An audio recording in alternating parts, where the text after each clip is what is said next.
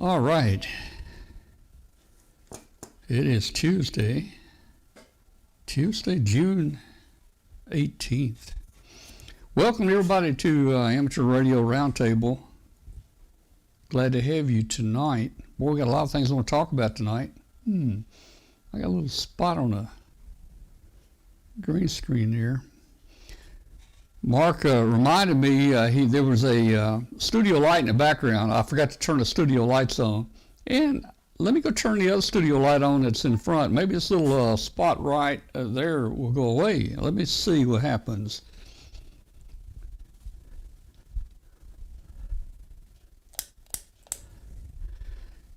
You know, if I had a couple of engineers and production people here, I still see it. Well, it's not bad. If we get over here, it comes. That helped a whole lot. All right.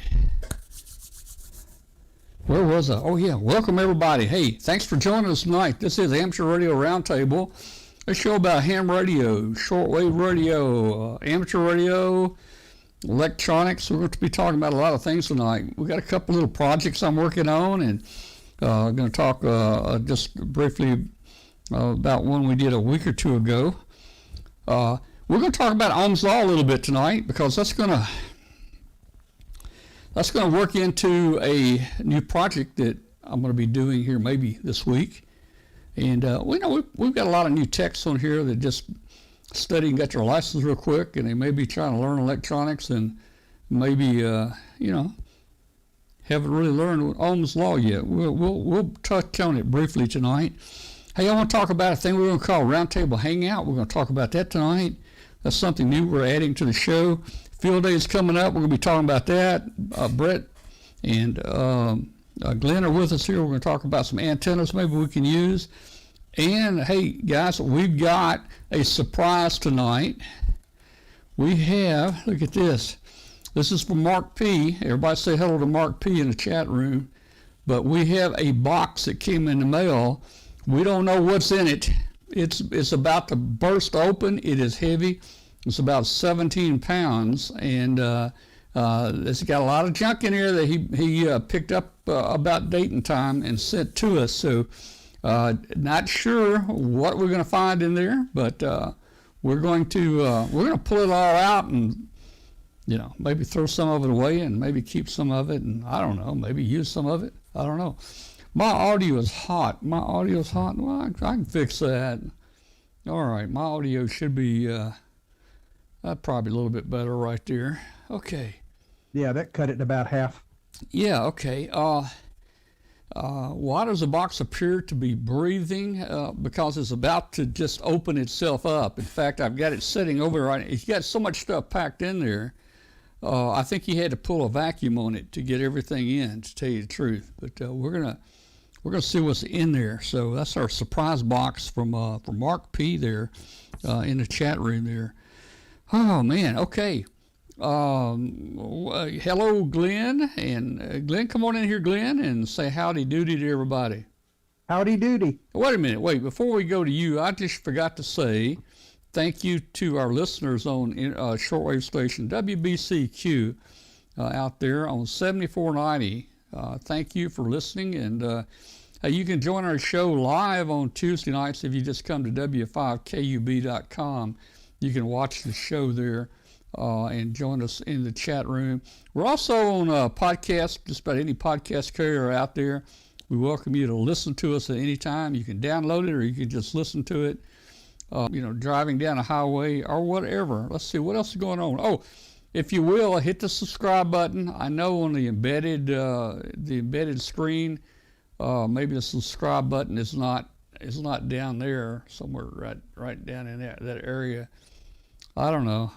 If you're on YouTube, just hit the subscribe button, please, and hit the like button and hit the notify button. Would really appreciate it. That helps us out a whole lot. Join our Facebook group. Our Facebook group follows the show.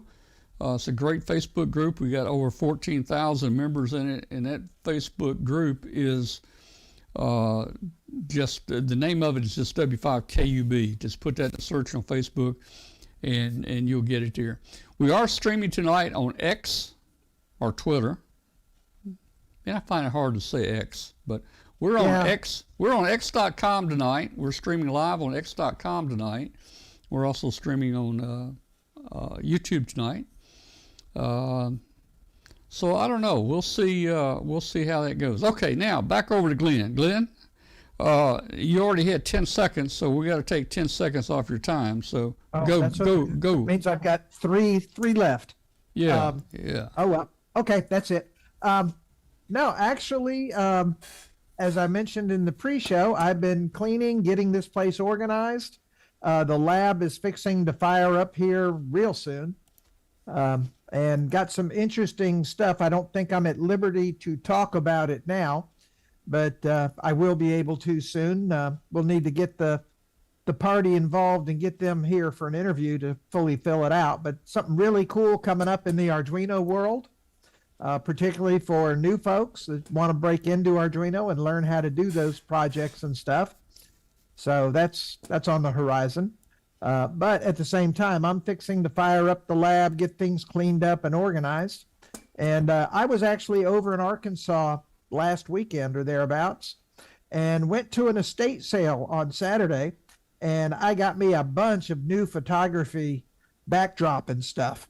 This person was big into photography, and I ended up getting a whole 8x8 backdrop frame that I've been wanting to get. So yard sales are fun, but I came home with a lot of stuff, and it went over well.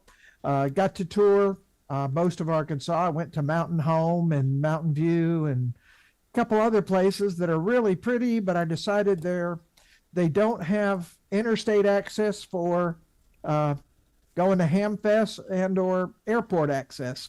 So I'm going back over tomorrow to revisit this. And of course, number one on the list is no HOAs. Yeah, that's that would be a good thing. So fortunately, but that's fixing to happen relatively quickly. Plus, I've just got a whole bunch of I need to be getting in touch with ARRL and Elector over projects for the new books. That'll be happening here in the next couple of weeks. So we're about to fire up on all fronts here real soon. Each of them wants a new book. And so, the ARRL book should be out almost any day. So I'm going to be getting in touch with them as well and seeing where that's at. All right, now these are the books you've already published, right? That you're talking about. This is the book. There's the one from Elector. Yes. Yeah, that's your Elector book right there, guys. Buy the Elector book. You can get all the Arduino for radio amateur projects there that Glenn has put together. Yeah, and the one from ARRL is coming out any day now. I have not even. Well, I think I've seen the cover. We may have shown it once or twice. Yeah. But that's all I've heard about it. Of course, ARRL has had all the website issues and stuff. So hopefully they'll be getting that out. There it is. They'll be getting that out sometime soon. Because they told me at Dayton 2 to 3 weeks, but that was before they had all the system problems there at headquarters. But I'm going to be talking to them probably tomorrow and getting all that sorted out and starting to plan the new book. So looks like 2 new books over the next year, plus all sorts of cool new stuff. And I should be able to talk about it next week, or we will get the person behind it on with us. We've been trying for a little while, and just was talking to them yesterday. So we'll get them scheduled up for an interview here and have some fun. Okay, well, very good. I am trying to adjust your picture just a little bit. I'm about to get it here, man. There we go. I'm getting close. Keep moving on you? I'm getting close. No. I had way too much above and below you is a black area. I had too much of that in the screen. Anyway, we got it. In the chat room, they're talking about Weird Al and parodies, and I too love Weird Al stuff. So yeah, we're all in good company here. All right. Okay. Well, very good. Hey, Brick, come on in here, man. How you been doing, and what have you been doing? Oh, well, now that the weather's been good, I've been climbing rooftops Yeah. and working on antennas and getting ready for field day. The local club is doing a big A3 station, and they're not just doing it in a field somewhere. They are going up to the big rest stop at the highest point on Interstate 80, where they have the big bust of Lincoln there. And they're going to be inviting the public in. It's going to be a major event. They're having me be their digital guru, and so I'm setting up to do that. And we're trying to get. I've got a Yaesu 891, and my project for this next few days is to get the cat control working on that and make it work with FT8, so that they can hook it up to the antenna. The club can have an FT8 radio, and it's a lot of fun. Right now, the big thing with the cat control is that we got a USB cable from some guy off of eBay who must have gotten it from China, and the chip in there that converted USB to serial was a clone of the prolific PL2023, and the drivers in Windows are set up to reject clones. Yeah, I was going to say you probably you didn't get the original chip that you wanted. You got to be very careful, I think, when you order that cable. Yeah, well, it doesn't have to be the original chip, but it does have to be one that Windows will take. Yep. And the company that Prolific, the company that makes the chips, stuck a nasty thing in the driver that rejects the clones. So we plugged it in. And the computer said, "Sorry, this is not an original chip. We refuse to use it." So we're scrambling to get one that does work. But well, at least they were nice. They could have told it to reformat your hard drive.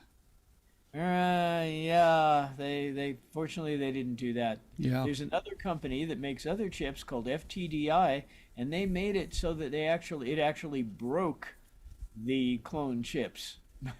Wow. Wow. Yeah, actually messed up their programming so they wouldn't work at all anymore. So Gee. apparently in that particular portion of the industry, there's a lot of resistance to clones, but we're getting the right one. I would think it almost might be illegal for them to destroy the chip. Unless there's some security risk involved with it. But yeah, I tend to agree. I'm a big open source kind of clone guy, so Yeah.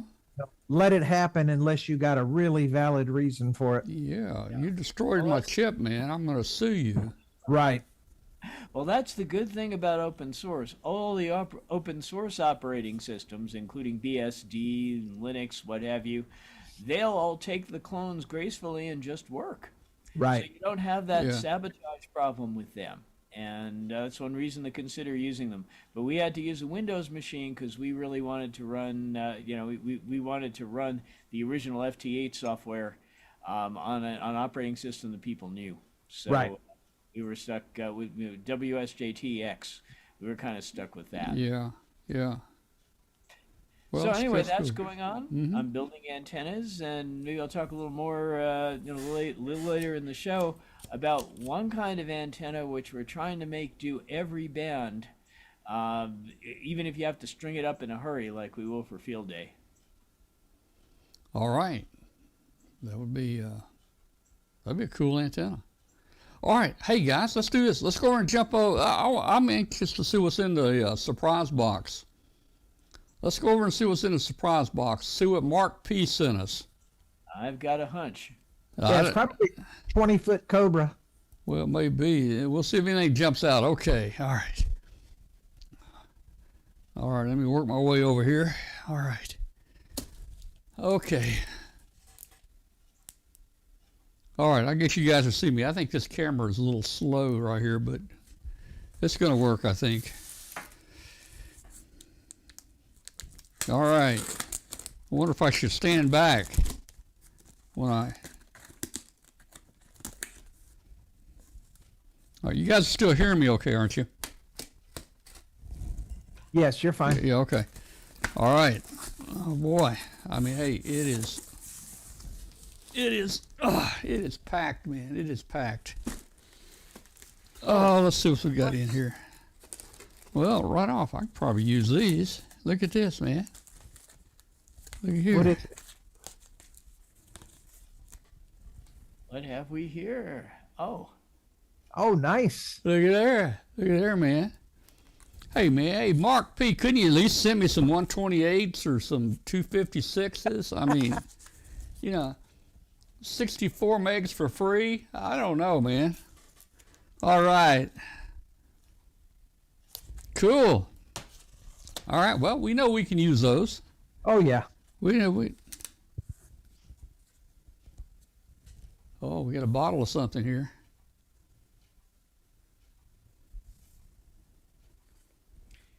magic antenna grease? You know, you called it. You called it, man. It's constant. It's concentrated. It's concentrated. Oh man, I should not have smelled it. That stuff is concentrated, man. Oh, all right. Let's see what we got here. Trip light. What? It's got a lifetime warranty.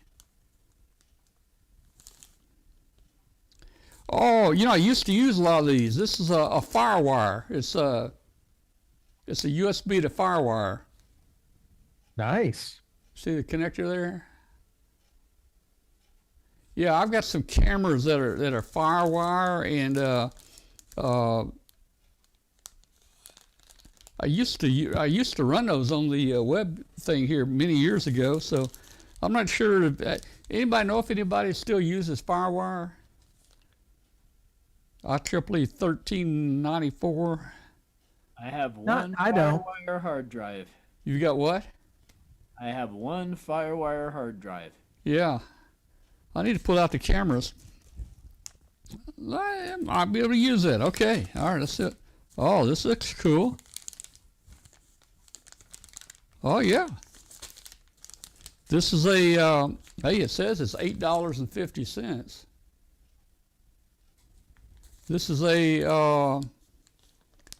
2-meter USB A to A extension cable. So, hey, it's pretty good. It's a pretty good little extension cable. It's got a nice end there. So I use these extension cables a lot. Thank you. Hey, we can use that so far. Oh, yeah. So far, we're doing okay. Hey, I can even use the frequency grease. All right.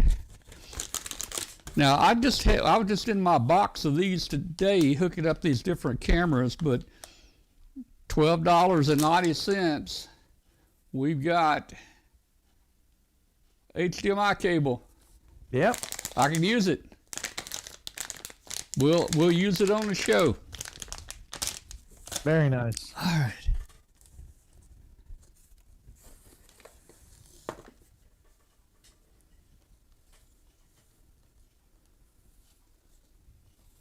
All right. Sound beyond size. These are rechargeable mini speakers. Yeah. They're rechargeable.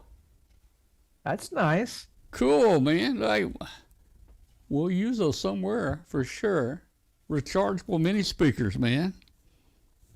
Nice. Might be good for the car. They're small. You could put you could put a little piece of metal in there and use them for headphones. Yeah. That's cool. All right, man. All right, let's see what else we got in here. Yeah, you've only scratched the surface of that box. I know it. All right. You could be opening this box all night. Are y'all getting a picture okay? Yeah. Okay.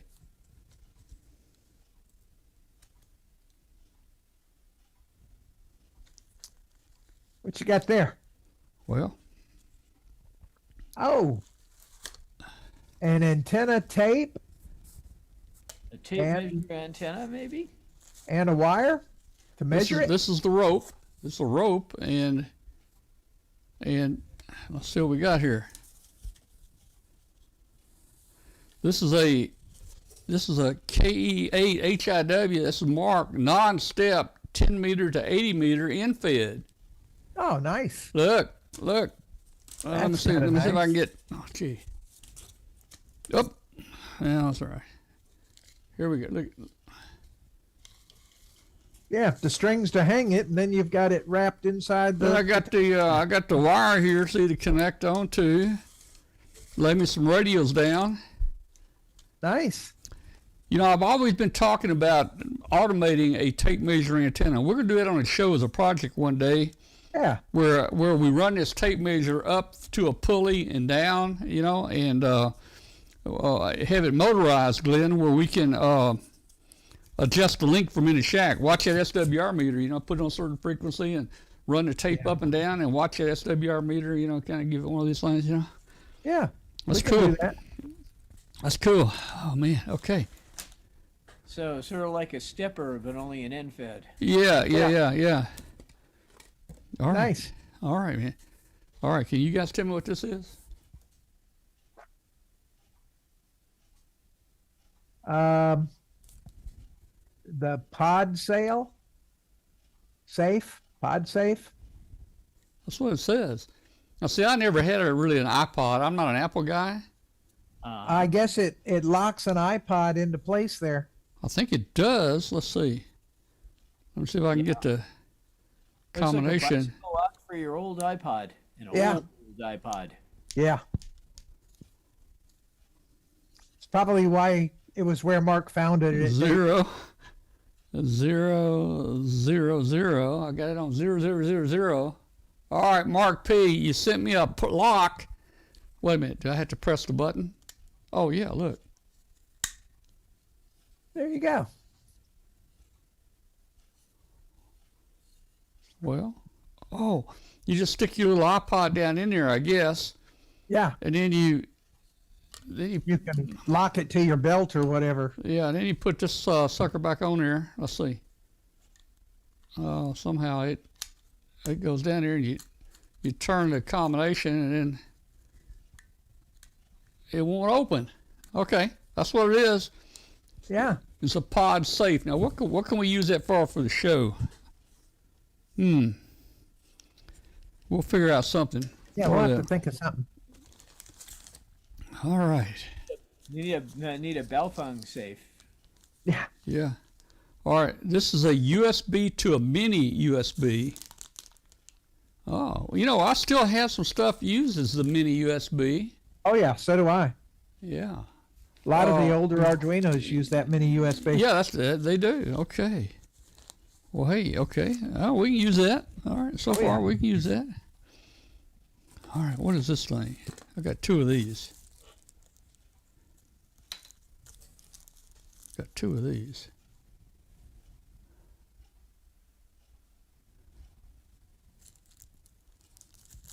What is that? A badge thing? Well, Badge? I don't know. Let me get it Well, out. it's got that clip. So I'm wondering if that's that's a badge clip. You clip the thing you got in your hand on your shirt collar or whatever, and then your badge dangles below, and you can stretch it out when you need to present the badge. Yeah. Yeah, Mark's calling it an ID badge. Get on retractor. there. I can't hook it on. Okay, so you hook it on you, and then you can pull the badge out like. Yeah, so you can reach in and touch. Oh yeah, whatever. like if you got an entry door, you have to. Correct. Yeah. Okay, that's cool. Yeah, Well, it's handy. Well, what was that? It's handy. Oh yeah, we might be able to use that for something. We'll make some ham radio project out of it for sure. But hey, we got a couple of these. We got a couple of them. All right. Whoa, Glenn. What do we got? I think you got a project in your Arduino book that needs one of these. What is it? Oh, the old PS2 to USB adapter. PS2. Don't you have a keyboard that has to have a PS2 keyboard? In my first book, yes. Yeah. All right. Well, here we go. You know what? We can give out one of these for each book you sell. Well, and I was up in my attic the other day, and I actually found 3 of those older PS2 keyboards.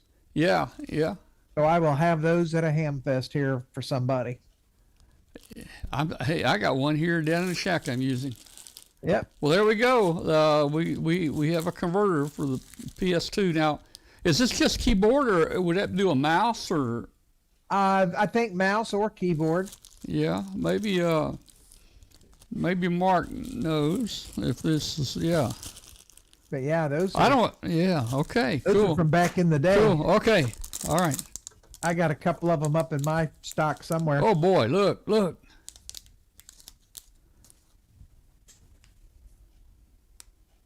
Oh, a mouse. Little mouse. The one Nice. with the one button mouse. Yeah. A one button. Yeah. Steve Jobs, he insisted back in the early days of the Mac that it's too confusing to have more than one button on a mouse. Where's the button? It's the whole top you push down. Really? Oh yeah, I see that. Let me see if I can get it open. Man, it's still in the I package. think the original Xerox had the one button mouse as well. It's still in the package here, man. Let me open it up here. Uh-oh. No blade on that.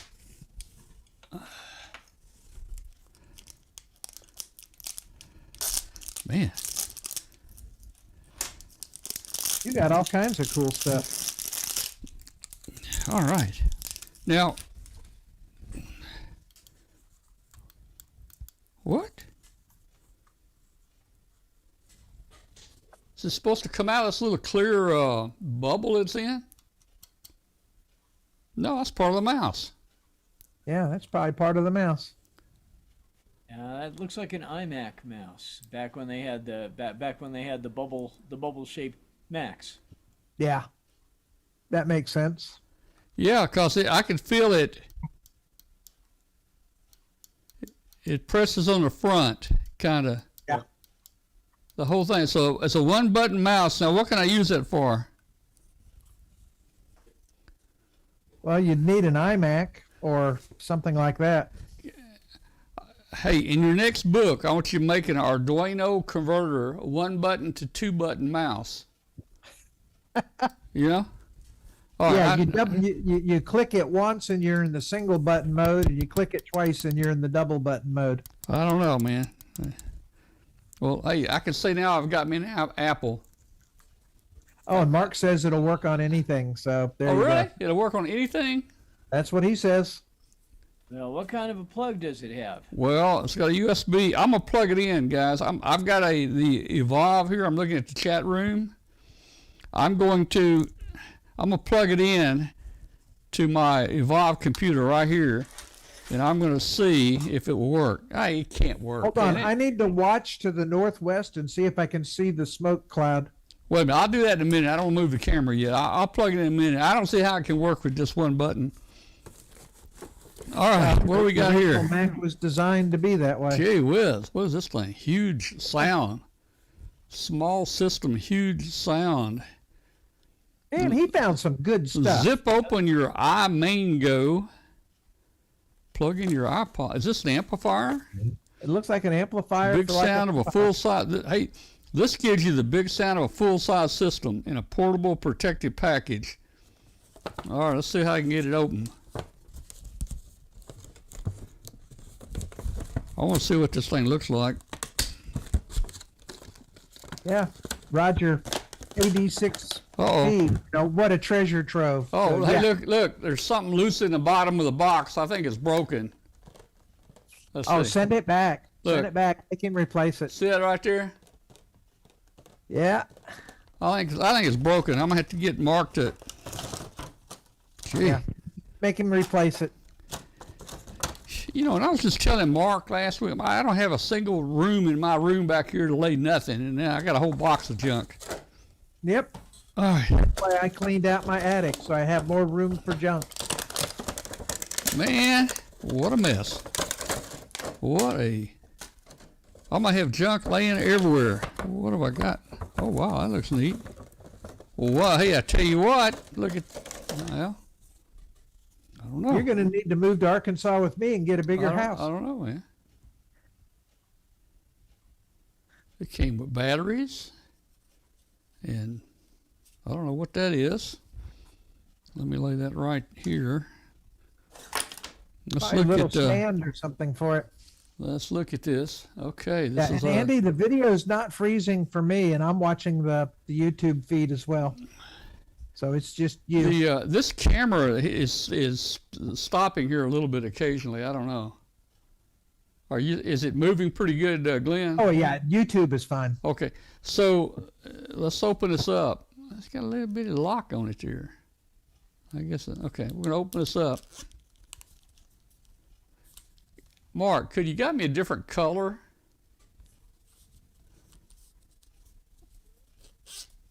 All right. I guess that's the speakers on the front there. Open it up. Oh man, this is cool. This is cool. I guess the batteries go on one side here. Down here we can select music, or we can select ALM, or whatever that is. Alarm. Oh, I don't know what. I don't know. Radio. I don't know what this is over here. I don't know what this is on this side. It looks like it's got a Velcro. Let's see. I got a little travel alarm clock with it. I don't know what it is. We'll open it up here. It's strapped in, whatever it is.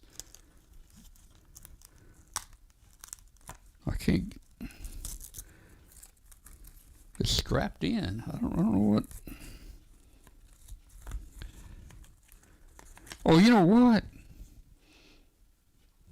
I bet you that's just a filler. I bet you have to put some kind of iPod or something in here. Yeah.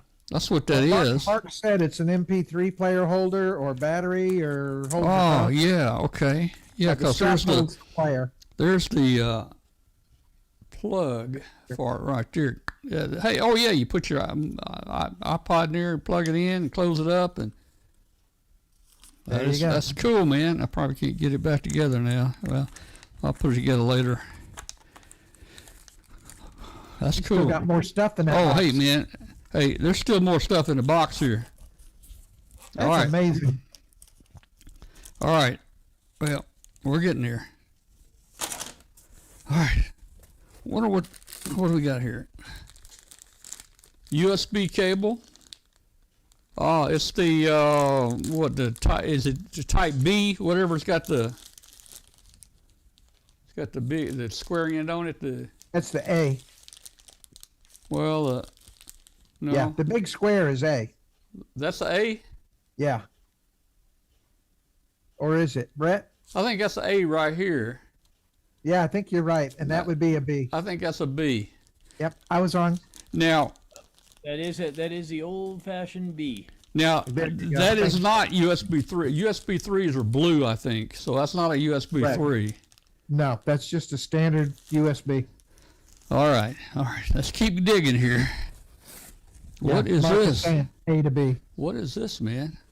Mark, we found some good stuff, man. That's M11 PRSM-HD2-NC remote speaker NC mic for Motorola XPR. Let's look at this. If I can get it open. Hey man, I think this is gonna be a good one here. Yeah, if you're into Motorola. Oh, cool, man. Cool. Oh, nice. Let me take the mic looks like out. a nice little Motorola mic, speaker mic. Yeah, let's take this mic out and look at it. You know what? That's a nice made microphone right there. Well, that's the one thing I can say about stuff that goes with Motorola gear is it's usually nice, sturdily made, and looks good. High quality. The button feels good. Everything feels very sturdy. It's a nice microphone. The only problem I'm going to have is plugging this into something. Well, Mark says cut the plug off and wire it to Yeah, that's what I'm going to have to do. I'm going to have to cut the plug off. Hey, man, that's a find right there. Yes, it is. Now, Mark told me, it's got a little jack under the bottom. Look. I don't know if that's for earphone. It may be for earphone. Probably. Yeah. So Mark told me that he picked up, I think, a whole case of these somewhere. Somebody threw away in the trash can a whole case of these. Wow. All right. Well, got another one. Got two of them now. All right. All right. What is this thing? Quartz line lamp. I better probably be careful on this one. Huh. I want to make sure it's not broken. Is there a number on the bulb? Yeah, it says it's a Q200T10/4CL 2000 watt 120 volt. See if I can get it out. That's for a movie projector. Is it? See if I can Yeah. get this thing out, man. I don't know. Or it's either a movie projector or it's maybe like a drive-in movie or something. Or maybe a street light. I don't know, man. Look at this. I might put this back in. Those were used in theater movie projectors. Yeah. There you go. Look at the contacts on that sucker right there. That's some serious stuff. And the filaments all look good. I'm going to have to power this sucker up right here. Yeah. Wear glasses or a welder's shield. Let's see, 2,000 watts. That's That's pretty 20. intense. That's about 20 amps, man. Yes, sir. That's 20 amps. I have to. Yeah, Mark is calling it a 5 kW amp load resistor. Man, I have to figure out how to power that sucker up. I think I'll take it outside and hook it up or something. I'll remotely turn it on. That might be a real good dummy load. Yeah. I don't know. Let me close this sucker up right here. All right. Blind your friends and family for fun. All right. All right. All right. Okay. Well, another item in here. Man. That's amazing. I'm Mark, afraid. it is amazing that you got that much stuff in I'm that afraid box. to pick it up. Here's a back panel. To what? Back panel for. Oh, this thing's heavy.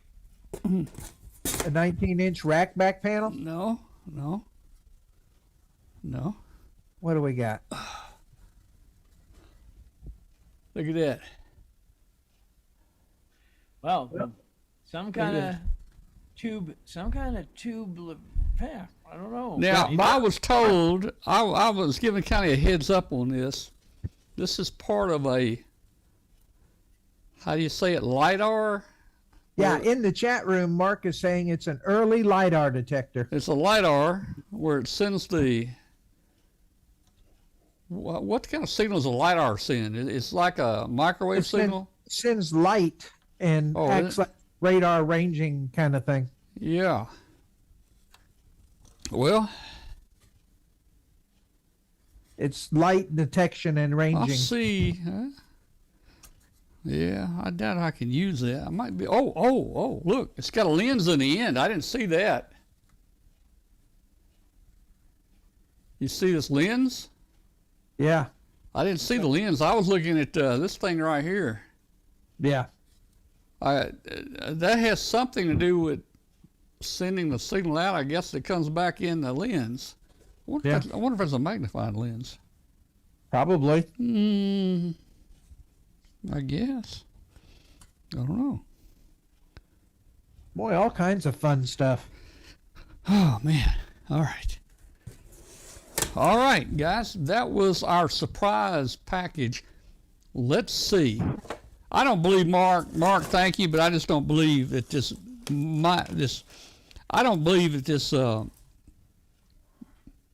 Apple mouse is going to work on this computer. Let's just see if it does. There's only one way to find out. Let's just see if it does. Let's just see if I can figure out how to get the camera down there. Okay. All right. Yeah.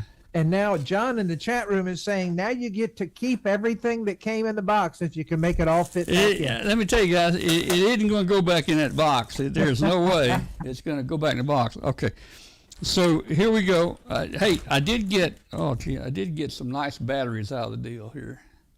Mark is saying, peel the other plastic off the mouse. Peel the what, plastic off the mouse?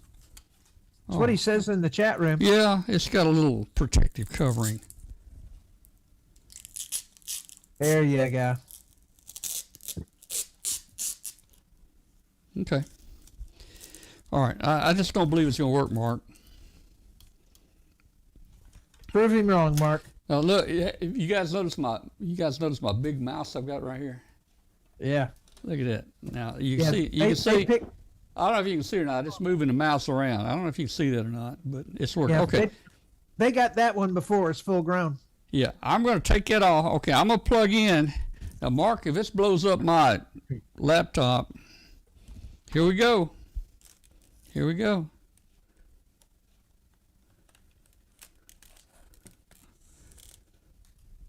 It's just setting up a device. Clifton called that a... I don't believe it. I don't believe it. Look at that. I don't believe it. Hey. You got a one-button mouse. Can you see it? It's moving. Yeah, I can't see it, but I believe it. It's moving. The problem is you can't right-click. Wait a minute. Yeah, it's moving. All right, I'm going to see if I can click. Let's see what happens if I click. What's he going to do if I click? I'm going to click on Radio Geek. Hey, Radio Geek, if you get banned, it wasn't my fault. Look at there. It did something. Oh, Mark says control click. I guess that's how you get a right click. Really? That's what he says in the chat. Well, I'm doing a left click right now. How do I get out of it? Oh, let's see. That's cool. That's cool. Hey, the mouse is working. It's working. Yeah. And he said control click will give you the right click. I don't know what the right click would be for, but it is working. Well, that's what calls up menus and stuff on Windows. Oh, okay. What, a control? Control and click. Control click. All right, nothing happened. Control. Anyway, hey, it works for what I need it for. Okay. That's nice. Yeah. Very nice. If you want control to make it the right button, you have to set that up in the control panel. Ah, okay. Oh, okay. All right. Well, guys, that was exciting. That was exciting, guys. We man. Whew. I feel tired. I feel like I've been to a hamfest. Yeah. Already, man. Already. Yeah. But man, that's some good stuff. That was fun. Yeah. If any of you guys want to send us a box, just send it on up here. You know, we'll be glad to look at it. That was fun. Yeah. All right. Hey, guys, we're going to talk about a couple of projects we've been working on in the past. I want to talk about an RF amp meter and why you need one and how easy it is to make one.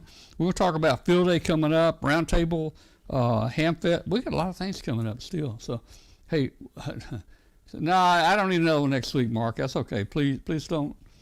I don't have any place for it. Okay. Hey, we'll be back in just a minute, guys. Don't go away, and we'll be back. Keep your contesting edge and be a Field Day leader with Icom. Field Day is one of Amateur Radio's favorite events and it's just around the corner. On June 22nd and the 23rd, more than 40,000 North American hams will come together to operate remotely. Icom's robust and high-quality transceivers easily cut through the pileups, so you can work the bands and make those contacts. Icom is a clear choice for DXers and contesters around the globe. Upgrade your station with one of Icom's fabulous HF radios. With the IC7610, faint signals are no longer challenging for DXers or contesters. The high-performance RMDR can pick out the faintest signals, even in the presence of stronger adjacent signals. This is the SDR every ham wants. With Icom's IC905 mobile, VHF contesting is a breeze. This is an all-mode rig covering 5 bands with one radio. 2 meters, 70 centimeters, 1.2 gigs, 2.4 gigs, 5.6 gig, and with the optional CX10G transceiver, it will also cover 10 gigs. This radio features a large touchscreen with real-time, high-speed spectrum scope and waterfall display, easy D-Star settings, and a separate controller and RF module configuration to reduce signal loss. Explore the world of microwave with the IC905. For more information on Icom radios or dealer locations, go to icomamerica.com/amateur. All right, guys, we are back. And, hey, I just want to say welcome and hello again to our friend out there, Tim. Tim, let's see, where's Tim? Tim. I lost his call. It's WBA-HRO, I think is his call. That's correct. Yeah, that's his call. Yeah. Tim's up north there, and he's a faithful watcher, and I think he's in an assisted living home up here. And man, they're so nice to him. I think he runs the place actually. They put him an antenna up and everything there at the assisted living home, and he gets on here and with us just about every week there. So hey, Tim, glad you're still with us there, man. We appreciate you tuning in. All right, so look. I got a new project to do. Let me talk about an old project for about 30 seconds, and then we're going to jump into field day. And Brett, you can talk about we can talk about antennas and stuff. So guys, if you remember, we built the I'm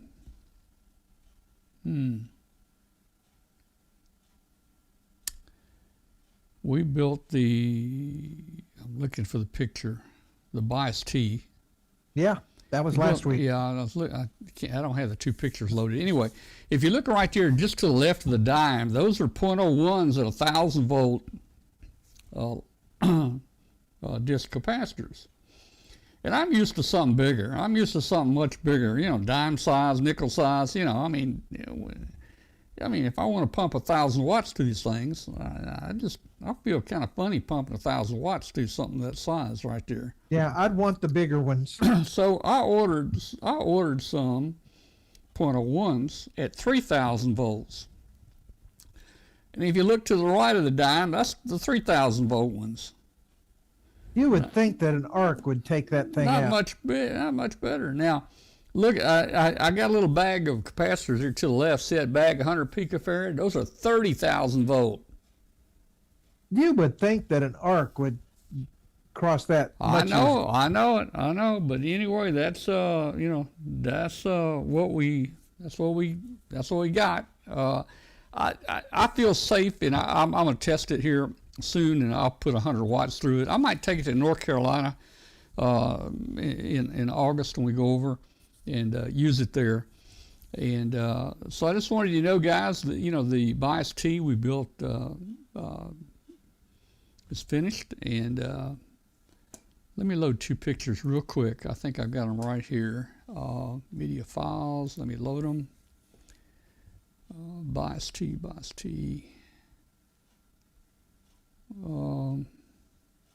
Here we go.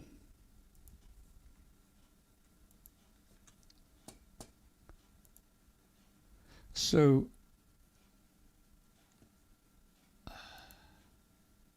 nope. So if you remember, guys, that's what the bias T looked like. You see those three little disc capacitors in the center. And so the next project I want to talk about is and we'll get into this in detail in a little while, but it's an RF amp meter. And there's a reason for having an RF amp meter line. And let me show you how simple it is for an RF amp meter. And I'm not going to go into a lot of detail here, but this is the key thing you need right here. You look at that right there. You see this? Got to get the right camera here. Oh, yeah. Got to get the right camera. There we go. This is the main thing. I mean, this is what's going to make our RF amp meter work right there. And it's so simple. I was thinking, do I build it into the bias T? In other words, there's the bias. Well, see, there's the bias T right there. But I could simply put this in the bias T by adding it like right there. That's all it is, man. Yeah. That's all it is. We'll talk more about that later. And Right now, let's talk about Field Day coming up. We got Field Day Glen coming this weekend in Memphis, and let me tell you, it is always scorching hot out there, man. Oh yeah, yeah. Hopefully, I'll be in town for this weekend's. Otherwise, I'll track down one over in Arkansas. Yeah. We're talking about antennas. I've got an antenna that I picked up at a hamfest a while back that I'm really wanting to play with, and I'm building a case for it now out of PVC, so it'll make it portable. And it is a 20-meter beam that's all portable. JMR Sales was selling them a couple years back, and I picked one up, and it's literally a 20-meter beam, and it's using, I believe it uses the ham sticks, 20-meter ham sticks to turn it into a 2-element beam, and so it assembles real quick. It's portable, and it gives you a nice little 2-element 20-meter portable beam. Well, that's cool. So I'm dying to tune it and play with it. Yeah, that'd be interesting. You'll have to give us a report on how that thing works, Yeah. All right. Hamstick Yagis are good. Even just hamstick dipoles are good, but a Yagi will give you more directionality, so it'll improve it. Yeah. But tell us about yours, Brett. Well, let's see. I'm going to be playing with a slinky antenna. It's basically it's a dipole made out of 2 coil wires, sort of like Slinky, and a Slinky, the toy. And well, there are 2 vendors that sell most of those nowadays. One of them is James Hannibal, who does business as Quirky QRP on Etsy, and he makes this thing called the Slinktenna, which is a very cool little portable device. And then there's a fellow on eBay who sells larger ones, and they're Slinky. He also has Slinky antennas there, and both of them work on the same principle. The idea that it's the length of the wire that mainly determines the resonance, and it doesn't make a difference if it's coiled up. So you can get, say, 66 feet of wire or 132 feet of wire with something that's resonant on most of the ham bands into a much smaller space. Now, the Slinky antennas do have one other interesting property, which is really handy if you want a multi-band antenna, which is mostly the resonant frequency depends on the length of the wire, but it also depends a bit on how far you stretch it. In other words, the whole thing also resonates according to how long it is physically, even though the wires are coiled. And so if you want to do bands that are not multiples of 10, 20, 40, 80, 160 meters, you can stretch these and lower the SWR to the point where you can do things like the work bands, 12 meters, 17 meters, 30 meters, and get it resonant enough with a tuner, you can tune those other bands in. So you can really have every band, and that's really handy for field day if you're trying to find out what's optimal wherever you are. So it's a really cool kind of antenna. I'm going to be setting up one of those this weekend. Well, that's cool. Now, if anybody out there wants to make one, they're real simple to make. Two Slinkies, but don't get the plastic one. Right? Don't get the plastic one. Every time I hear that word Slinky, I hear the jingle, and I see them things walking down the stairs. Yeah. Oh yeah. Yeah. Everyone knows it's Slinky. Yep, that's just cool. Well, that's a cool antenna. As we were talking about earlier. Well, it's compact, it packs easy, and it gives you a hand, so that's kind of cool. Yeah, the ones that Quirky QRP makes, they even collapse inside a PVC tube. Oh, nice. Yeah. I've seen those. Yeah, when you fold the whole thing up, it's not only really compact, but you can't tangle up the Slinky. It's all contained. So if you go to Quirky QRP on Etsy, you can find those little ones. Yeah, there's a question from Mark. What frequency does the plastic one resonate at? I think the plastic one probably will resonate somewhere around 1.2 gigs or something, maybe. I don't know. It depends on, I guess, how much you've got stripped back on your coax to connect to it, actually. Right. Yep. Yeah. It might even, hey, you might even be able to work 2.4. I don't know, 2.4 gig. I don't know. Wow. Well, that's good. We're going to have different antennas out here field day. I usually try to get here in Memphis and go out to it. They're in the park. And, Glenn,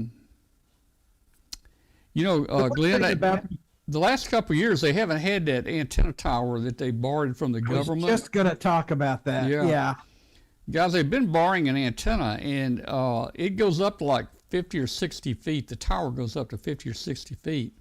And but it assembles in like 3-foot sections automatically. There is no tower. It's just sides. It's just pieces. And it's like a erector set. And as it goes up, it builds it. It throws all the parts together, and it builds the antenna just like it's growing, like, I don't know. And as it comes down, it tears it apart. It takes them apart. It takes them apart, and there's no tower on the truck when the thing is finished, man. You got all the steps over here and all the steps there and the side pieces over there. I want one of those. Gee, it is something. I've got a video on our YouTube channel here that shows that if you guys are interested in seeing it. It's in one of our field day pictures. Yeah, that's probably a very cool, quick tower. So it's like Optimus Prime. Yeah, pretty much. Yeah. It probably costs as much too. It was supposed to, my understanding is it was supposed to launch some kind of missiles off of it or something. I don't know. But the government then, they didn't use it, so they let the city have it. It's one of those $8 million towers that the city gets, for nothing, Wow. Okay. Well, there's all kinds of antennas going to be used out there, and of course, Glenn, I visited you down in Mississippi on your field day a couple times. Yep. Now,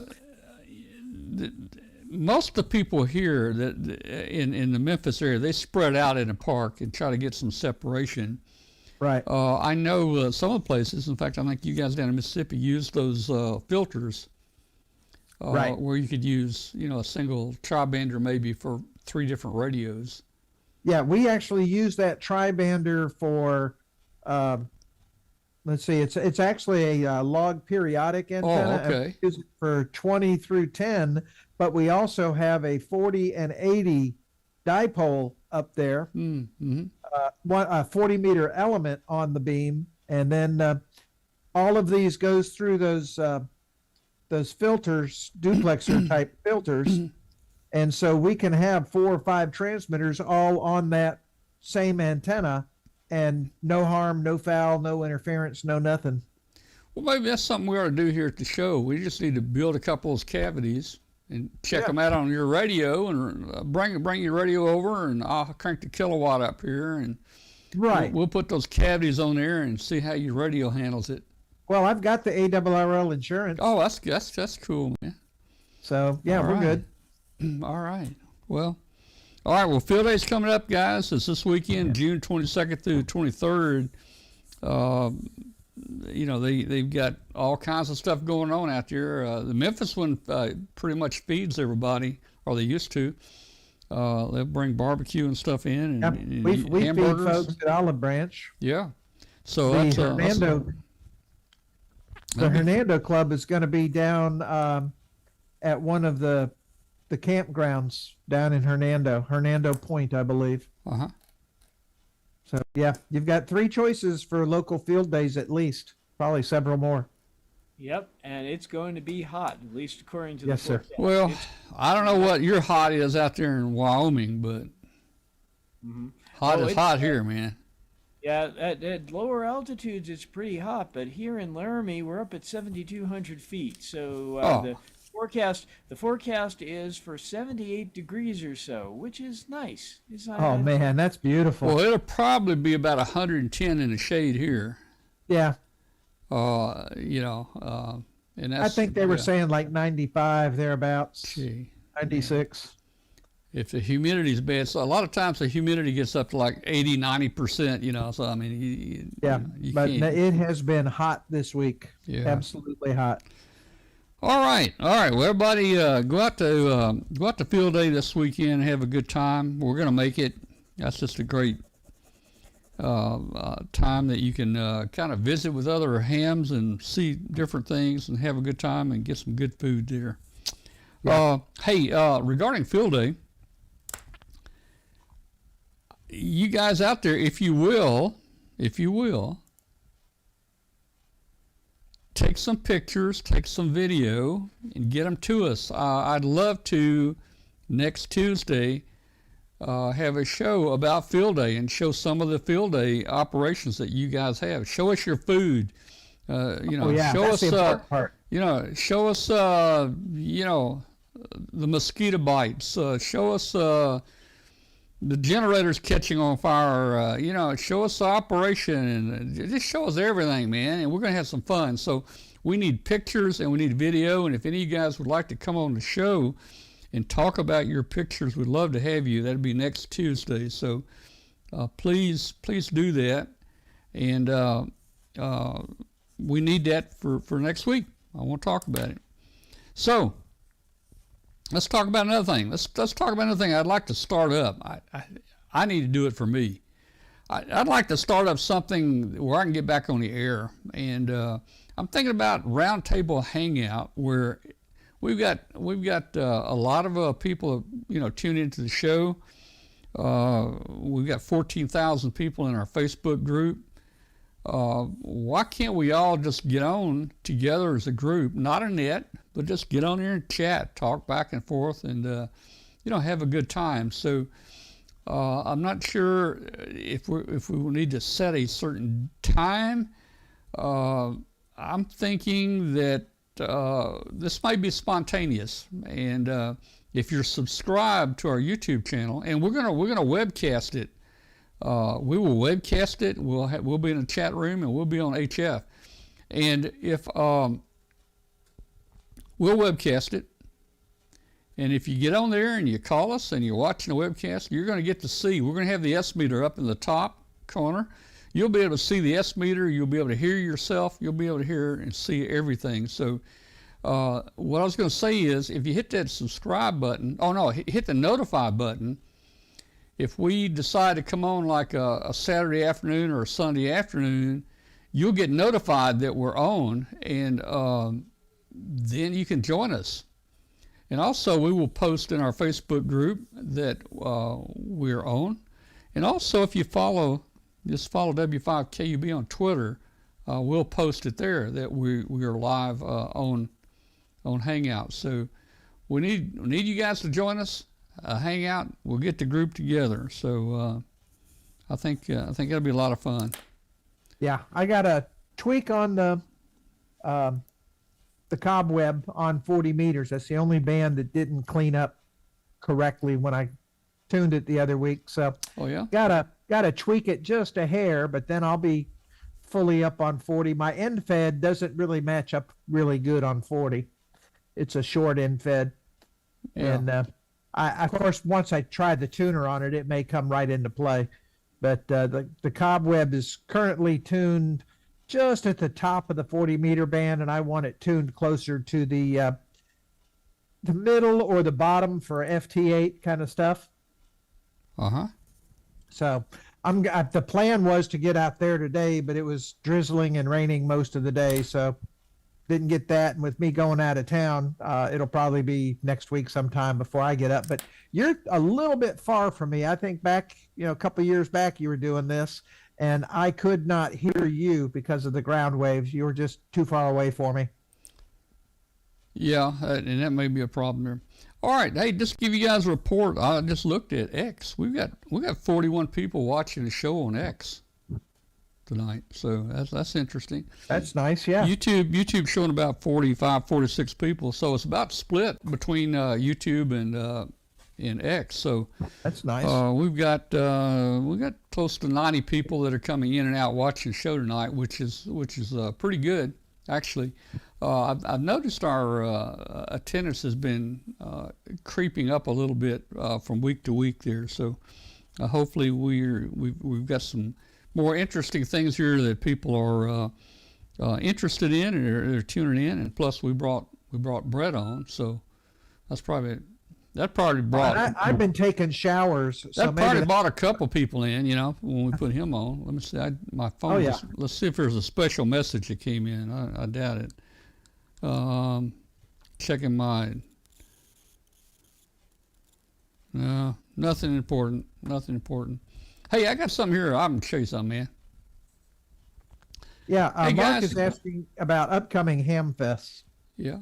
Oh, you want to talk about upcoming? Let's talk about that first. Well, whatever you want to go to first. Yeah, let's talk about the upcoming Hamfest. We've got the Jackson, Tennessee, Nashville, Tennessee Hamfest coming up July 20th.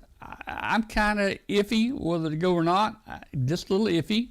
I'd kind of like to go, and I might, but that's a little over 200 miles from here.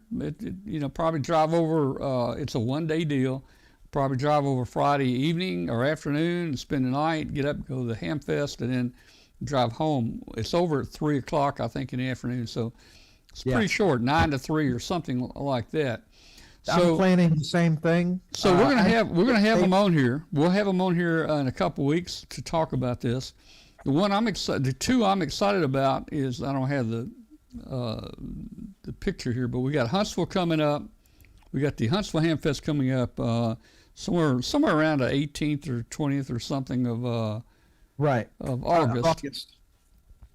And then from there, Kathy and I we're just going to go, since we're a good ways east already, we're just going to go on over to North Carolina, spend probably about 8 or 9 days at our house over in North Carolina, and then we're going to drive east another 130 miles to Shelby. So we'll get a hotel in Shelby that night. Now, Shelby's coming up August the 30th and the 31st and the 1st. And September 1st. So we'll probably drive over there on a Friday. Well, that's Thursday, Friday, and Saturday. Is it I'm Thursday? I'm sorry. That's Friday, Saturday, and Sunday. I was going to say Friday. That works. Yeah, we'll drive over on a Thursday afternoon, and I'd get to see it Friday, and then most of the day Saturday, and probably by afternoon Saturday we'd probably go ahead and leave there and head back. It's a long drive back to Memphis. It's over 600 miles back, so we'll probably just stop at a hotel somewhere about halfway coming back. But that's going to be a good one, guys. This Hamfest here used to have back in the 90s, my understanding was 20,000 people used to attend it. Now it has dropped considerably since then. It's probably going to be down less than 5,000. Huntsville runs about 5,000, and it's considered by the ARRL as the third largest in the country. So this one's just behind Huntsville. Yeah, I'm probably going to make plans to go to Shelby next year, but not this year. Yeah. Well, I'm going. I think it's going to be a great one. Hey, I just saw this laying out. I just grabbed it, guys. For you guys that you got your tech license, you got your handy talkie, and it's got the little touch tone on front. Let me ask a question, Brett and Glenn.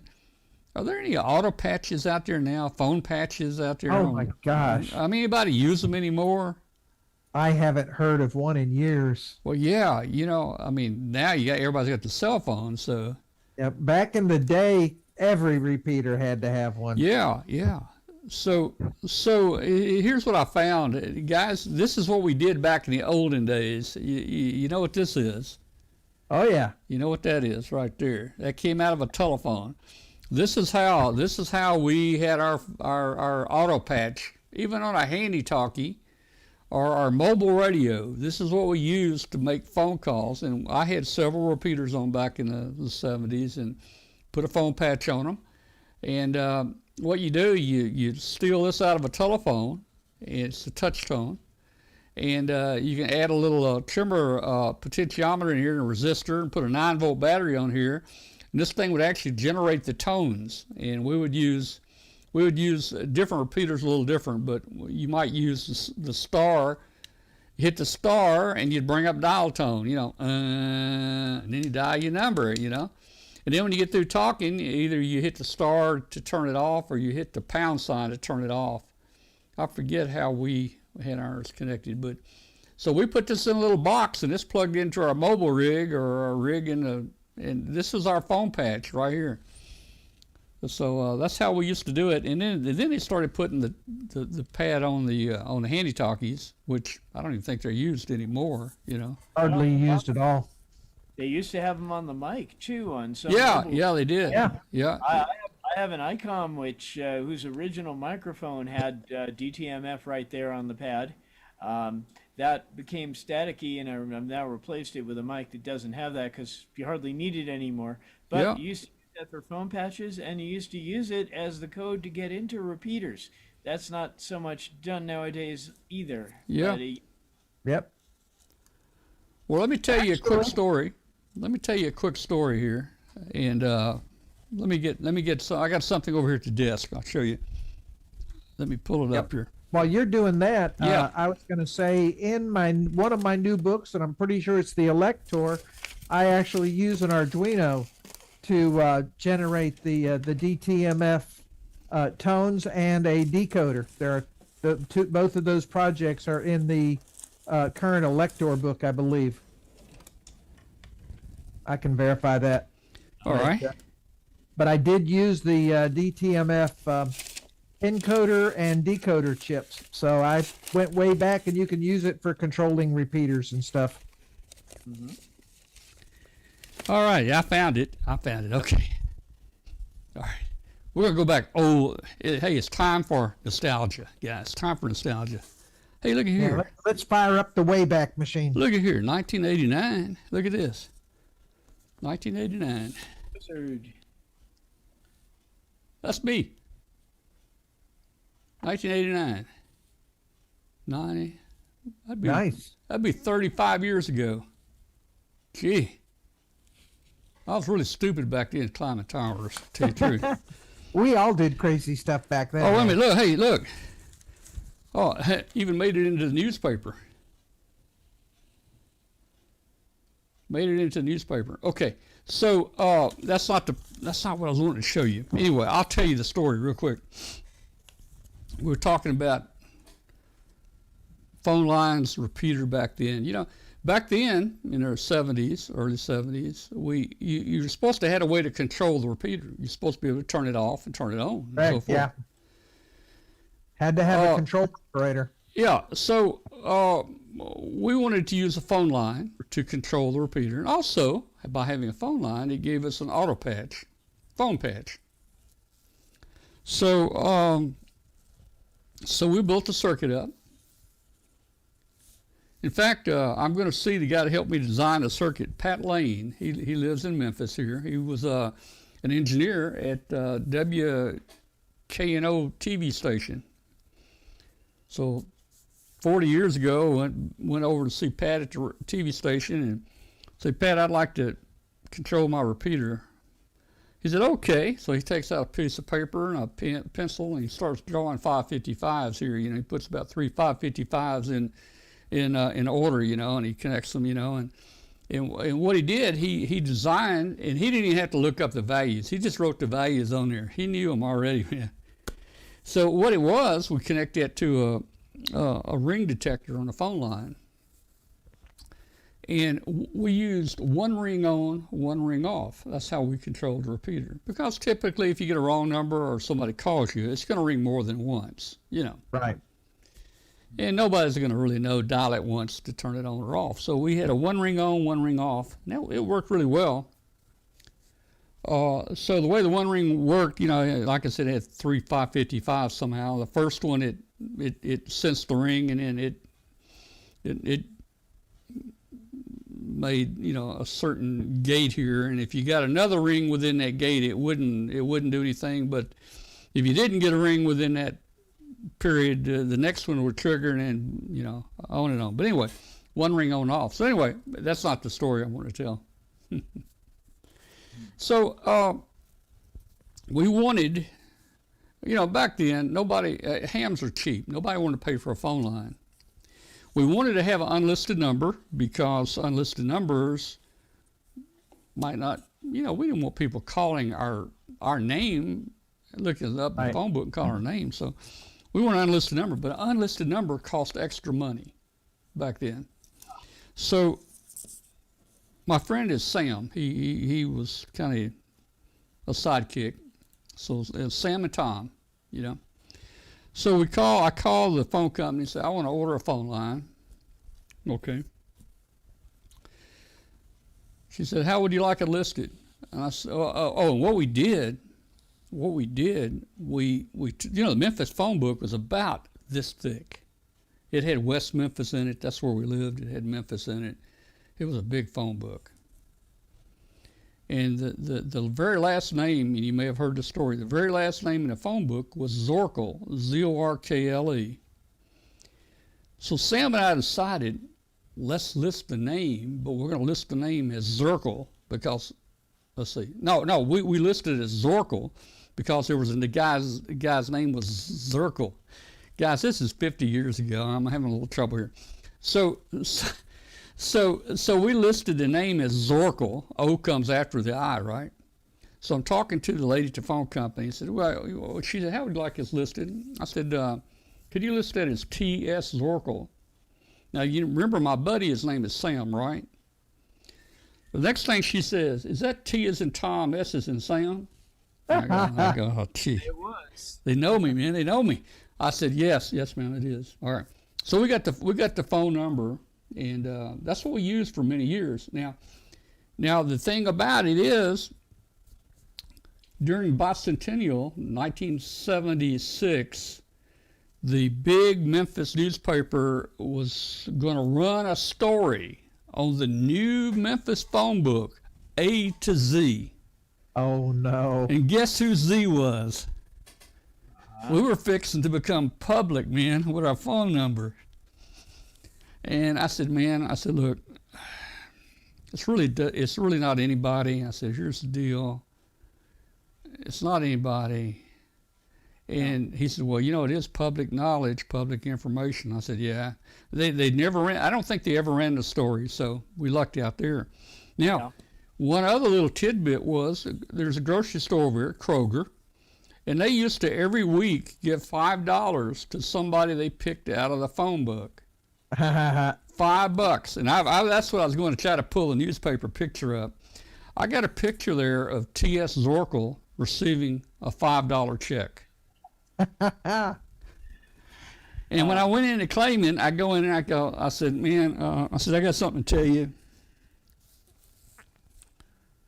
I'm T.S. Zorkel, but I'm really not T.S. Zorkel. There is no T.S. Zorkel, but I'm T.S. Zorkel. They gave me the check anyway, so I got $5. I got my picture made in the shopping guide paper. That's what I was digging in when I thought I grabbed this. But so we're in the shopping paper. T.S. Zorkel, won $5. Nice picture of me. I had a mustache then. Had a mustache and black hair, and anyway, that's my story. I don't know what got us on that phone patch, I guess. All right. Yeah, phone patches, yeah. That kind of reminds me of how, plumbers used to go and list their names to try to be the first in the phone book. Like, yeah. You want, yeah. Don't be AAA, don't be AA, man. You got to be A, Absolutely. Yeah. And then in Los Angeles, someone did the reverse. There were some people who put up a recorded joke line, and they listed it as ZZZ, ZZZZ, ZZZ. Oh, so they yeah. put the last number in the phone book. Yeah. Yep. Yeah.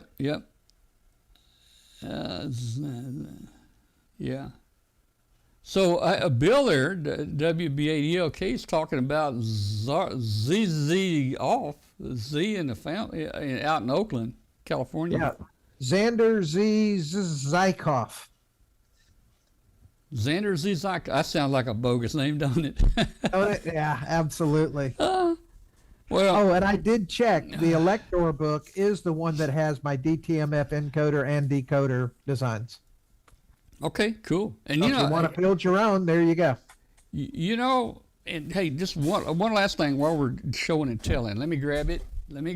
Oh man.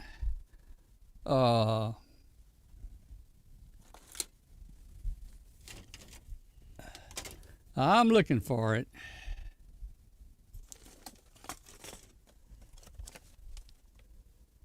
Yeah, Bill is saying the internal phone signaling touch tones were different than normal touch tones and were based on piano key tones. That was the basis of the Phone Freaks Blue Box. Bill, if I'm not mistaken, isn't that like the ABCD tones that we have on our touchpads today? It was different. that was the multi-frequency tones that they used for the old the old carrier tandems. Yeah. Okay. And the frequencies were all different. They were all even multiples of 100. And you could build something called the blue box, where if you went ahead and you got control of the tandem, you could dial anywhere in the entire planet. Yeah. A lot of phone freaks did that. Yeah. There's also one guy, and I wonder if I have the recording here to play for you, who went ahead and took those same tones and did actually did a little blues piece to Oh, it. cool. Played on the organ. It was called Yeah, I've heard that. they were multi-frequency or MF tones is what they called them, and so he wrote this thing called the MF Boogie Blues. All right, so I found it. So, Glenn, we were talking about the DTMF decoders. You were talking about in your book. There's chips. Right. There's chips that do that now. Right. Single chip. Okay, so when I built my first repeater back like 1970, you have any idea what this is?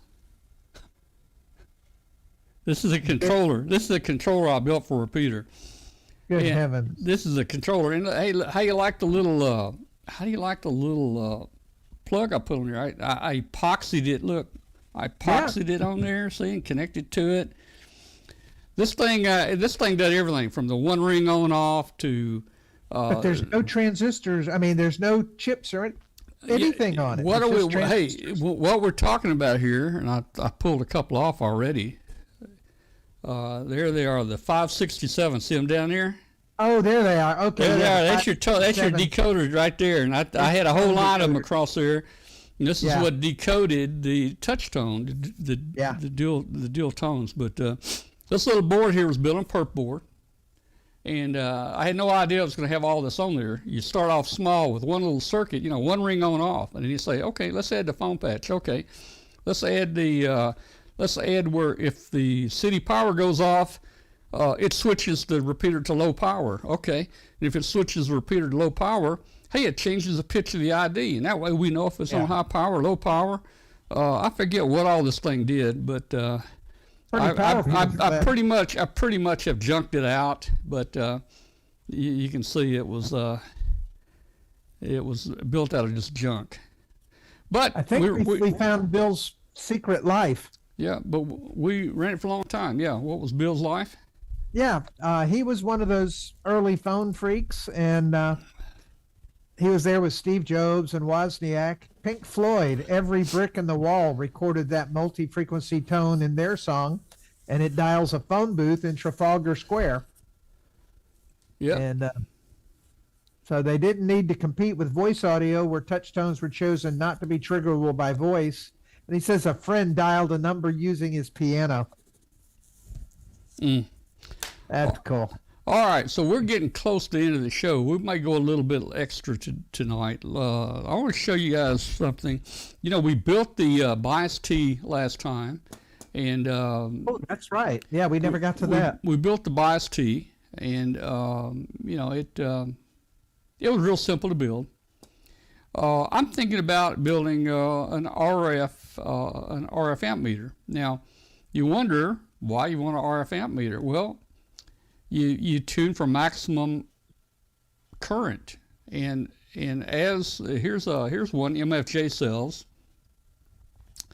and if you look at let's see if I got some writing here. You might not read that, but one of the things it tells you here is your maximum power is not always at minimum SWR. So this is pretty interesting concept. You tune for maximum RF current down your coax.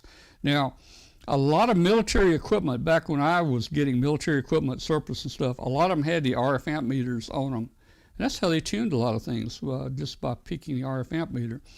And I built transmitters that I didn't use RF amp meter, but I basically used an RF voltmeter on there, where it actually measured the voltage on the coax line. And if you really think about it, if you got a 50 ohm antenna out there, if your voltage increases, your power's going to increase, I guess, right? Because your Ohm's law, right? Your resistance to this thing fairly constant. So if your voltage increases, you're going to get more power out. If your current increases, you're going to get more power out. So there's a couple circuits there. One basically, I didn't want to show that. Oh, actually, that's a good picture to show. What is that? This one? Yeah, because I'm going to follow that up. Notice the position of that diode. I'm going to follow that up after your presentation. Okay. All right. So basically, if you just look at the left half, I used to use that in some of my rigs that I would build, and it basically just picked off the voltage there, and you tune for maximum voltage out. Now the circuit to the right there is a RF amp meter circuit. And the interesting thing about this is you could actually build both of them if you wanted to in the same box. And if you look at, you could actually build both of them in the same box. But it's pretty simple there. You take a toroid, and it doesn't have to be really any type specific toroid, because all you're doing is getting a sample. You're just getting a sample across there. So it's basically your coax, one it goes straight through, so that's basically one turn, and then however many turns you need on the secondary side here to get enough electrons, I guess, to do what you want to do. Now this one is, you could calibrate it. You can calibrate the RF amp meter. Well, let's look at this right here. Oh, here's one here where a guy built it, and he had both the RF amp meter and the voltmeter in there. And the interesting thing about meters like this, a lot of times you could pop the front of the meter off, and that little what do you call it, behind here with the writing on it, you could actually flip those around backwards and put your own scale on there, or you could change it, or you could get a new scale and put it on there. An RF amp meter, basically that's all it is for the detector, or the part that picks it up. It's just a piece of coax with a toroid around it, and it just picks it up, and they're sending it out there through a BNC. So I went ahead and put one of those together. Let's see. Let me see if I can find it here. I've got to find my camera. There we go. All right, there we go. I just threw one together real quick just to pick up. There it is right there. Again, hey, any toroid. It don't have to be a special toroid. It can be an iron. It can be a ferrite. When I was studying the iron and the ferrite, there's some interesting properties between both of them. Both of them will work. They give you different inductances, basically. One will saturate quicker than the other. The ferrite will saturate much quicker than an iron toroid will. The other thing about the iron toroid is, to get the same inductance, you've got to put a whole lot more turns on, and that's one of the nice things about the ferrite ones, is that less turns, you can get more inductance there. Also, the ferrite, you can get core saturation real fast in a ferrite one, where the iron core doesn't saturate as quickly. The iron core has less loss, but it has a higher Q. So there's a lot of pros and cons. Anyway, all we're trying to do here is just sense this, and we'll take that to another little box, probably through a BNC connector. We'll take that to another little box, to a meter, and the circuit again was going to be pretty simple. The circuit was just going to be something like that right there. Now let's talk about calibrating it.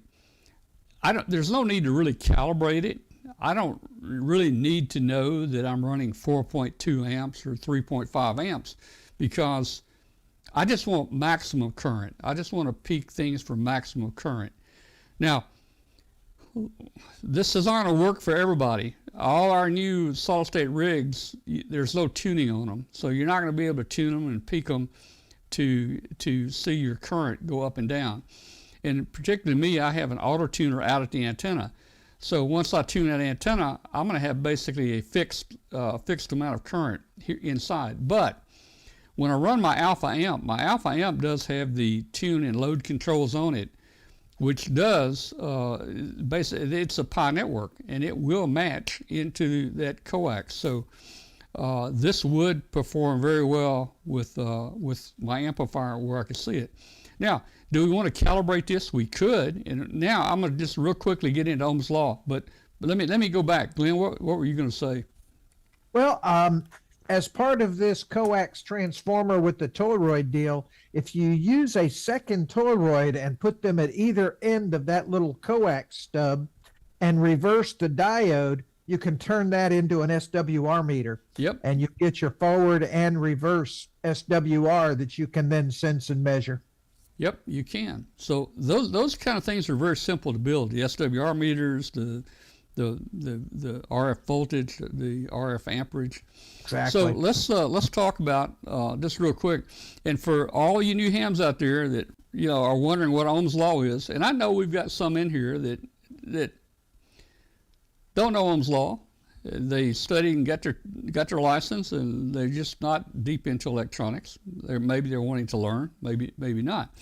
But let me tell you,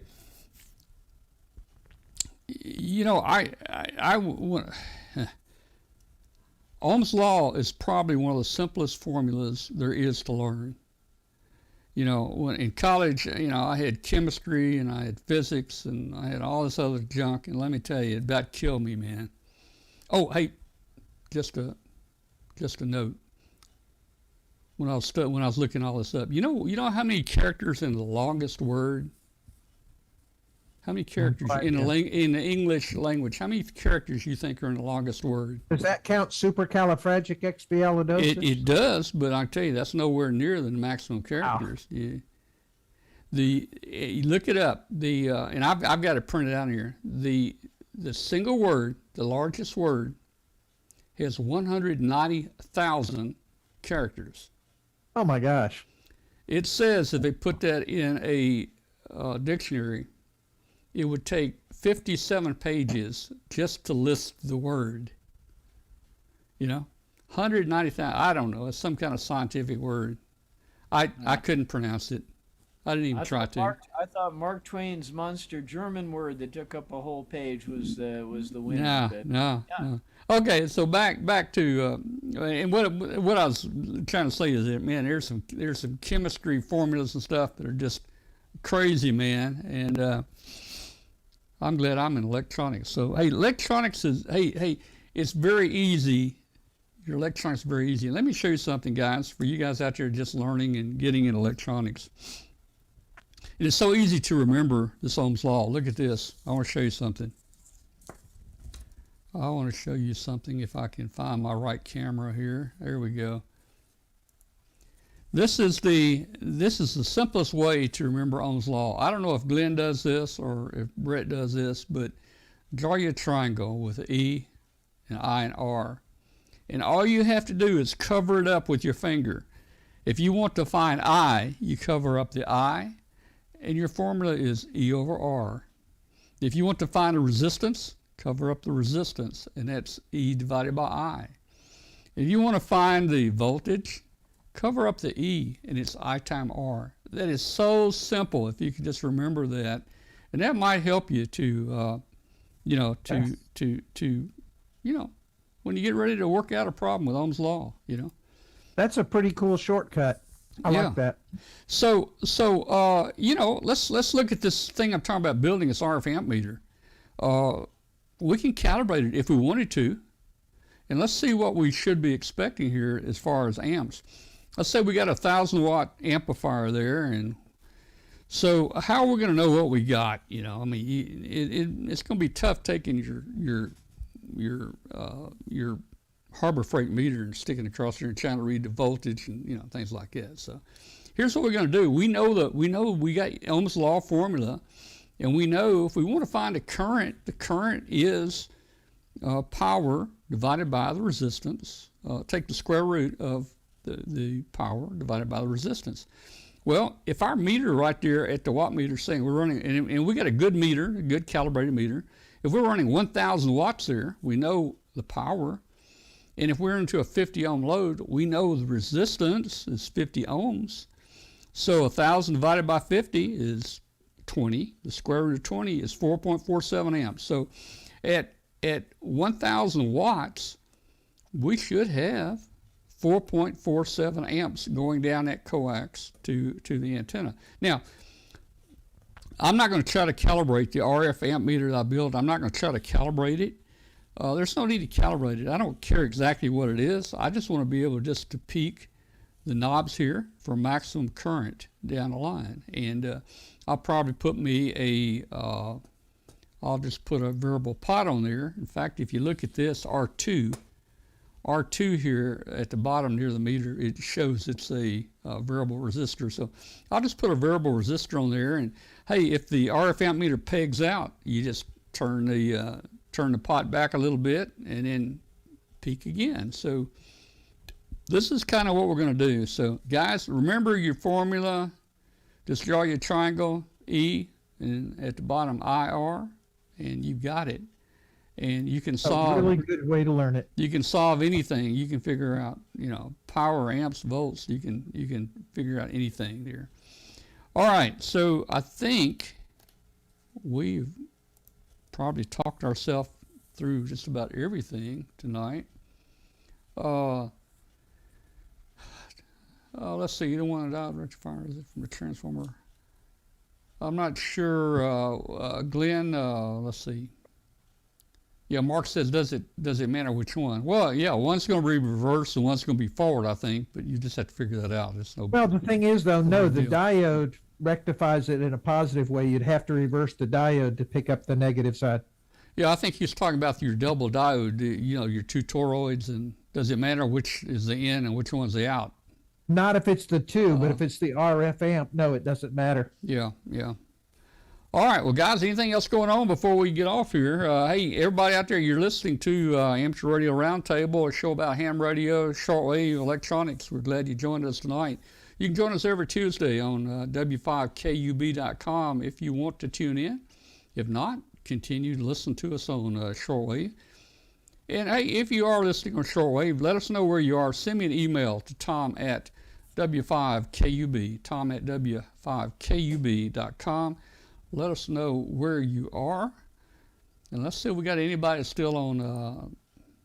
We got 46 viewers. We got more viewers on X right now than we do on YouTube. Looks like we got 46 still hanging in there on X, and we got 42 on YouTube.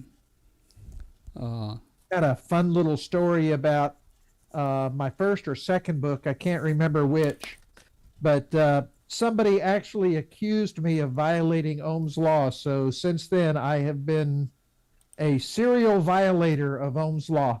Oh, man. And how can you identify a serial violator of Ohm's law? From the smoke on their workbench. Yeah, I would imagine so. But yeah, he actually accused me of being a violator of Ohm's law. I have also violated it myself. Hey, guys, here's a cartoon. Hey, look at this. This reminds me when I was growing up, man. Hey, I bet, Glenn, you were the same way. Did you have your radio in your bedroom? Oh, yes, I did. But radio there in your bedroom there? I had a Model 15 teletype in my bedroom, too. Yeah. My parents loved me. They were so happy when I moved out. Look at there, man. You got your baseball bat and your glove there. Yeah, you got your saw, your hammer. I don't know what all you got there. You got your bed, and you got your ham radio. Yes, sir. That was me. I had an HW16. Yeah. All right, guys, we're going to say good night to everybody out there. I hope you enjoyed the show. If you did, hit the like button. You may have to go to YouTube to hit it. I don't know. Hey, if you're watching us on W5KB right now, over on the left side, it says pop out. You can pop out the video. Hit that pop out. That'll probably take you directly to the YouTube page. And no, it does not. Oh, it doesn't? No. Well, it takes you to YouTube, but you don't get the buttons. It's not. The buttons are not embedded off of that pop out. Because that's what I'm running. I'll have to look into that. No, I take that back. The subscribe button is there on the right side. Yeah, okay. Yeah, just hit that pop up, hit that pop out over there on the left, and that'll take you directly to the YouTube channel. And there you should be able to hit the subscribe button, and maybe you can find a like button. We'd appreciate it if you could do the like button and hit that notify button. And hey, we had a good time tonight, guys. We enjoyed it. thanks for the show. And hey, Brett, any last words? Anything you want to say here? Well, let's see. There's another hamfest that we didn't mention. That is the Mega Fest, which is right near the Air Force Academy in Pikes Peak, down in South Central Colorado. That's going to be happening July 27th, and I've been there. That they always have a good flea market there. Okay, well, that's good. And when is it? What's the date on that? That is July 27th. Okay. So that's Alright, coming cool. up, a little bit before the big Shelby one. All right. Very good. All right. Good night, everybody. It's 73 to you. See you later, man. Appreciate you being with us tonight. Thank you so much. Good night, all. And 7-3. So you're saying I can ask this cat any question? The cat is connected to the computer. You just type in the question. It will read. I have got to do that with one of my new cats. There the answer comes.